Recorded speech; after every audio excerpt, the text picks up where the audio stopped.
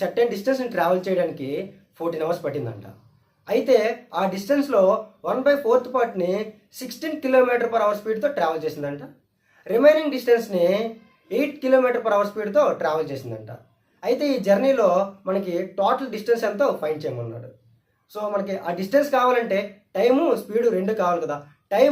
మొత్తం టైం అనేది మనకి 14 అవర్స్ ఇచ్చాడు కదా. సో టైం ఈక్వేషన్గా తీసుకుంటే మనం time equal to distance by speed అవుతుంది. టైం ఆల్రెడీ ఇచ్చాడు, 14 అవర్స్ ఇచ్చాడు. డిస్టెన్స్ అనేది ఇప్పుడు మనకి 2 పార్ట్స్ లెక్క చేస్తున్నాడు. ఎలా అంటే 1/4 పార్ట్. సో డిస్టెన్స్ని ఎక్స్ అనుకుంటే 1/4 పార్ట్ని ఎలా ట్రావెల్ చేస్తున్నాడు, 16 km/h స్పీడ్తో. రిమైనింగ్ డిస్టెన్స్ ఇప్పుడు 4 పార్ట్స్లో 1 పార్ట్ పోతే ఇంకా 3 పార్ట్స్ ఉంటాయి.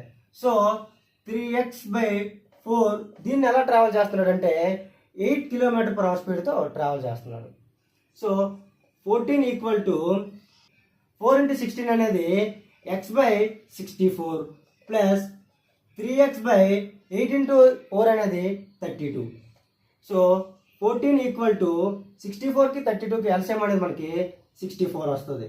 సో 64 అనేది 64లో 1 టైం కాబట్టి 1 × x అనేది x ప్లస్ 32 అనేది 64లో 2 టైమ్స్ కాబట్టి 2 × 3x అనేది 6x అవుతుంది. సో 14 = x ప్లస్ 6x అనేది మనకి 7x వస్తుంది. 7x/64, 7 1s and 7 2s. 2 × 64 అనేది మనకి 128 ఇస్తుంది. x = 128 km వస్తుంది.